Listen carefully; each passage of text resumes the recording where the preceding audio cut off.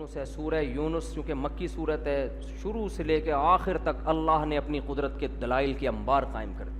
هو الذی جعل الشمس ضیاء, وہ اللہ ہے جس نے سورج کو تمہارے لیے ایک روشنی بنایا, چراغ بنایا. والقمر نورا وقدرہ منازل, چاند کی کیسی منزلیں طے کر دی ہیں اس نے, گھٹتا ہے بڑھتا ہے گھٹتا ہے ہزاروں سال سے. لتعلموا عدد السنین والحساب, تبھی تمہیں پتہ چلتا ہے کتنے سال گزر چکے ہیں, کتنے کون سا مہینہ ہے, یکم رمضان ہے, 2 رمضان, شوال, ذیقعد, یہ ساری چیزیں اللہ نے چاند سے کیسے کنیکٹ کر دی ہیں. فرمایا کہ اتنے اللہ نے قدرت کے دلائل دیے. ان فی اختلاف اللیل والنہار, دن اور رات کے ادلے بدلے میں, اور زمین اور آسمان کی پیدائش میں عقل مندوں کے لیے نشانیاں ہیں. اتنے دلائل دیے. اللہ نے فرمایا ان الذین لا یرجون لقاءنا, جو لوگ ہم سے ملاقات کی امیدیں نہیں رکھتے, جن کا یہ خیال ہے کہ مر کے ختم ہو جائیں گے. ورضوا بالحیات الدنیا, اور اسی دنیاوی زندگی پر مطمئن ہو گئے, بس یہی مزے چاہیے. واطمأنوا بہا, اسی پر مطمئن ہو گئے, اور پھر وہ ہماری نشانیوں سے غافل ہو گئے. وہ اس سورج سے فائدہ اٹھا رہے ہیں, وٹامن ڈی لے رہے ہیں پجامے پہن کے نا, چڑیاں پہن کے وٹامن ڈی تو لے رہے ہیں, یہ نہیں دیکھ رہے اتنا بڑا آگ کا گولا یار جلے جا رہا ہے ہزاروں سال سے, اتنے بڑے بڑے ہائیڈروجن کے دھماکے ہو رہے ہیں. سائنسدان پریشان ہے, اتنا ایندھن اس میں آ کہاں سے رہا ہے, کیا ہو رہا ہے, کس نے بنایا, اتنی آگ ہے اس کے اندر. آپ اسٹیل مل کو تو ویسے بھی بھول گئے ہو, مزید بھول جاؤ گے آپ. اسٹیل مل کو تو گورنمنٹ بھول گئی تھی, اب اسٹیل مل میں تھوڑے دنوں کے بعد مل رہ جائے گی, اسٹیل کیا ہو جائے گی, ختم. حقیقت ہے, صرف مل رہ جائے گی, اسٹیل ہو جائے گی. آہستہ آہستہ اسٹیل وہاں سے چوری ہو رہا ہے. اچھا میرے بھائی, تو اللہ نے فرمایا کہ جو ہماری نشانیوں سے غافل ہو گئے, ہم سے ملاقاتوں کی امیدیں نہیں ہیں, اولئک مأواہم النار, ان کا ٹھکانہ آگ ہے, ان اعمال کی وجہ سے جو یہ دنیا میں کیا کرتے تھے. اس کے برعکس کچھ لوگ ہیں جو ایمان لائے کہ اللہ ہم مانتے ہیں موت کے بعد زندگی ہے, صرف ایمان کافی نہیں ہے. وعاملوا الصالحات, پھر اعمال کو بھی انہوں نے کیا کر دیا, درست کر دیا. یہدیہم ربہم بایمانہم, اللہ ان کے ایمان کی برکت سے ان کو سیدھا راستہ دکھاتا چلا جائے گا. جو ایمان میں نہیں ہے وہ غلط ٹریک پر چلتے. آج تو یہ آیت ایسے واضح ہے نا, جا کے دیکھو یورپ میں جو قوانین بن رہے ہیں, آدمی حیران ہو جاتا ہے یار تمہیں ہو کیا گیا. تو اللہ کہتے ہیں جو ایمان لائے گا سیدھا راستہ دکھاتے چلے جائیں گے, اور پھر ایسے باغات میں داخل کریں گے جن کے نیچے نہریں بہتی. بھی میرا لاہور میں جانا ہوا, سیالکوٹ, لندن سے ایک بہت بڑے تاجر آئے ملنے کے لیے, بڑی اچھی باتیں کر رہے تھے. بعض لوگ ایسے سادہ ہوتے ہیں نا, ان کی باتوں میں بناوٹ نہیں ہوتی. مجھے کہنے لگے, میں پتہ نہیں 20-40 سال سے لندن میں ہوں, کہنے یار مفتی صاحب مجھے جنت کا اتنا شوق ہے نا, بس مجھے دعا کرو اللہ مجھے مار کے جنت میں بھیج دے. بڑی سیدھی باتیں کر رہے تھے نا.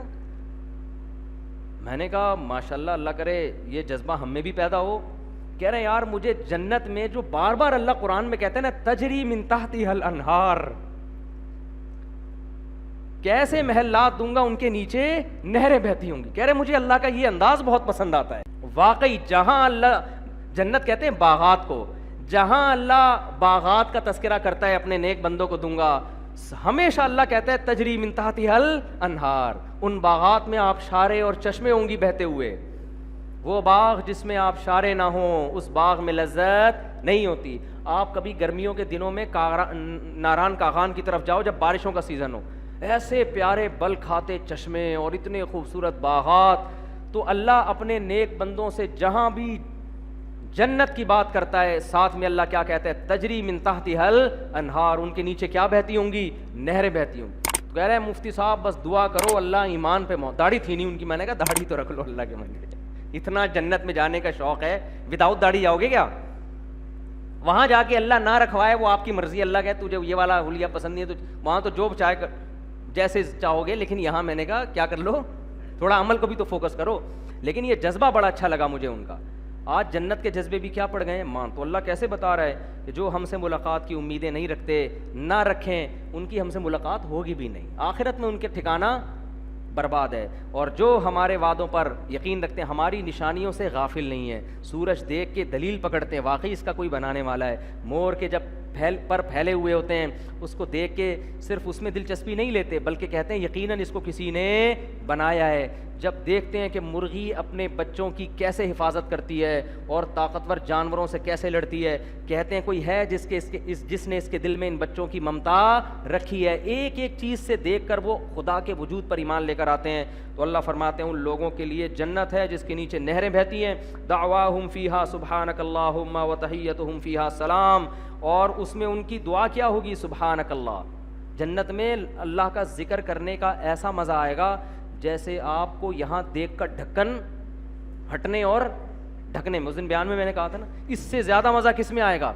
کیونکہ اللہ سے محبت ہوگی نا تو اس کا نام لینے میں مزہ آئے گا. اور اللہ فرماتے ہیں ملاقات کیسے ہوگی؟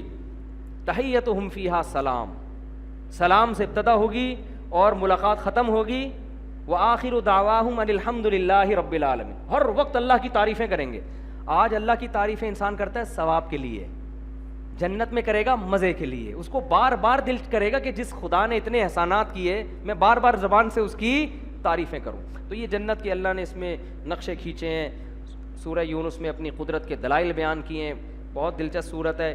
ایک جگہ اللہ نے اتنے دلائل دیے قل من یرزقکم، بس یہ آخری آیت، من یرزقکم من السماء والارض، بتاؤ آسمانوں اور زمینوں سے روزی تمہیں کون دے رہا ہے؟